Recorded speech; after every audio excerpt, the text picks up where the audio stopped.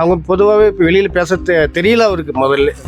ஆனால் அவர் ரெண்டு பேருக்கு தான் போட்டின்றாரு. ஒன்று டிஎம்கே, ஒன்று டிவிகேன்றாரு. அதை பற்றி நீங்கள் என்ன நினைக்கிறீங்க? இல்லை நான் டிஎம்கே கிடையாது. நான் ஆக்சுவலாக நான் பாண்டிச்சேரி ஆளு. நான் டிஎம்கே கருத்துக்கும் டிவிகே கருத்துக்கும் சம்மந்தமே இல்லை. ஏன்னு கேட்டால் அவர் வந்து அரசியல் பற்றி தான் பேசுகிறார், சினிமா பற்றி தான் பேசுகிற அவகாசம், அரசியல் பற்றி பேசவே இல்லை. முக்கியமாக அவங்க ரசிகர் தான் வச்சுக்கிற அவகாசம், தொண்டர்கள் வச்சிடல அவங்க. அதுதான் எதை பார்த்தாலும் அவங்க மெயினாக தொண்டர்கள் தான், தொண்டரை உருவாக்கணுமா அவகாசம், அவர் ரசிகரை மட்டும் தான் வச்சுருக்கிறாரு. அது முக்கியமாக அவர் எடுத்துக்கணும். அவர் விஜய் எப்படின்னா அடுத்து வருவார் நீங்கள் நினைக்கிறீங்கன்னா?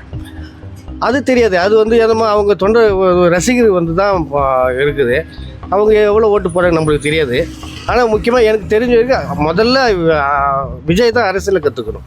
அதுக்கப்புறம் அரசியல் ரசிகருக்கு சொல்லித்தரணும். அது அரசியல் மெயினாக அவர் விஜய் கற்றுக்கணும். இல்லை விஜய் வந்தாலும் அரசியல் மாற்றம் ஏதாவது மாறும் நீங்கள் நினைக்கிறீங்களா? இல்லை சத்தியமாக மாறாது, கீழே தான் போகும்.